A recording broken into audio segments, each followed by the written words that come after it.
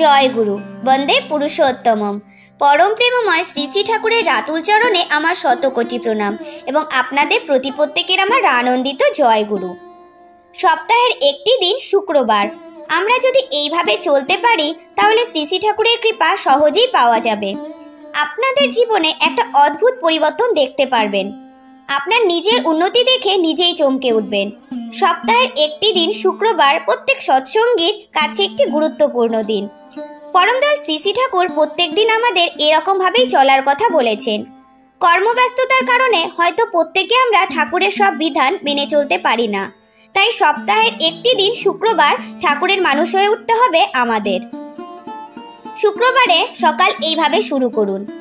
আমাদের কেমনভাবে চলতে হবে, কোন কোন কাজগুলো বেশি গুরুত্ব দিতে হবে, কোন কাজগুলো আমরা করলে শ্রী শ্রী ঠাকুরের কৃপা লাভ করতে পারবো, এই ব্যাপারে পরম পূজনীয় আচার্যদেব আলোচনা প্রসঙ্গে বিধান দিয়েছেন। প্রত্যেক শুক্রবারে আমাদেরকে ঠাকুরের মানুষ হতে হবে।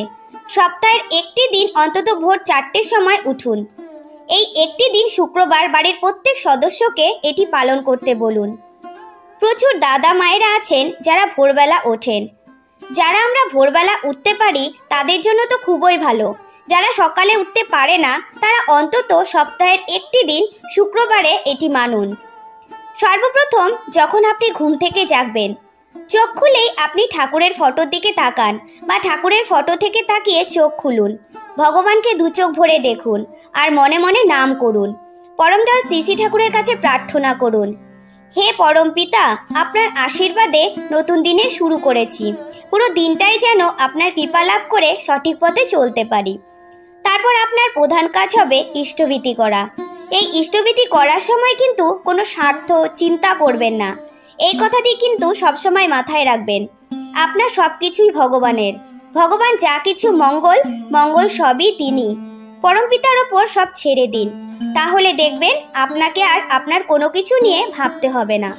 তারপর প্রার্থনার সময় বাড়ির সকল সদস্য মিলে একখানে বসে প্রার্থনা করুন।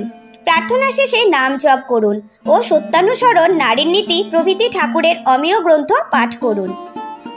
যদিও সত্যানুসরণ গ্রন্থটি প্রত্যেক দিন একবার করে হলেও পড়ার বিধান দিয়েছেন পরমদয়াল শ্রী শ্রী ঠাকুর। এই গ্রন্থটি পাঠের পর পরমদয়াল শ্রী শ্রী ঠাকুরকে প্রণাম নিবেদন করে গুরুজনদেরও প্রণাম করুন এবং বাচ্চাদের দেখান কিভাবে প্রণাম করতে হয়। বাচ্চাদের শেখাতে গেলে নিজেদের আগে করতে হবে। এইভাবেই করে করে শেখান। এটিও প্রত্যেক দিন করা অবশ্যই কর্তব্য। এভাবেই শুক্রবারের দিনটি শুরু করুন। দেখবেন আপনার জীবনে কোনো অশান্তি বলে কিছু থাকবে না। সংসারে প্রত্যেকটি মানুষের মধ্যে মিত্রতা, ভালোবাসা বাড়বে আর তখনই সংসার সুখী হবে। পরম পূজনীয় আচার্যদেব আরও বললেন, প্রত্যেক শুক্রবার আমাদের নিরামিষ খেতে হবে, যে করেই হোক। কেননা ঠাকুরকে ভালোবেসে একটি দিন যদি আমরা না মানতে পারি, একটা দিন আমরা যদি আমাদের লোভটাকে ত্যাগ করতে না পারি, এই একটা দিন যদি আমরা লোভের কাছে পরাজয় স্বীকার করি, তাহলে কিন্তু ঠাকুরকে আর ডাকা হলো না। তাহলে ঠাকুরের প্রতি আর কিসের ভালোবাসা? তাই সপ্তাহের একটি দিন শুক্রবারে আমাদের মন স্থির করে নিতে হবে, আমাদের নিরামিষ খেতেই হবে।